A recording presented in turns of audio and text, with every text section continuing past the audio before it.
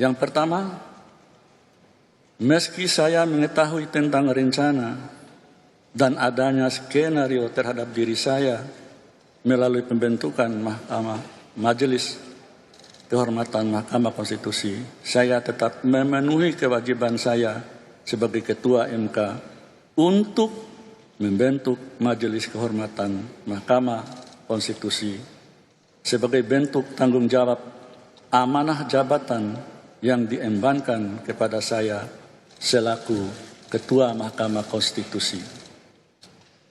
7. Yang kedua, saya menyayangkan proses peradilan etik yang seharusnya tertutup sesuai dengan peraturan Mahkamah Konstitusi dilakukan secara terbuka.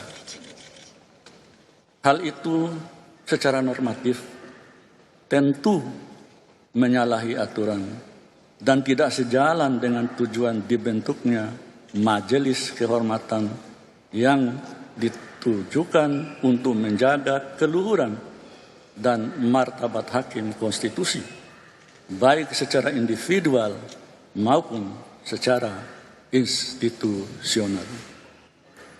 Kedelapan, begitu pula halnya tentang putusan Majelis Kehormatan Mahkamah Konstitusi.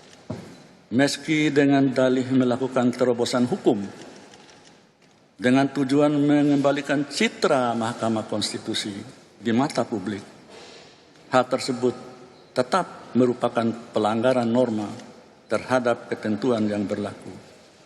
Namun, sebagai Ketua Mahkamah Konstitusi saat itu, saya tetap tidak berupaya untuk mencegah atau intervensi terhadap proses atau jalannya persidangan Majelis Kehormatan Etik yang tengah berlangsung.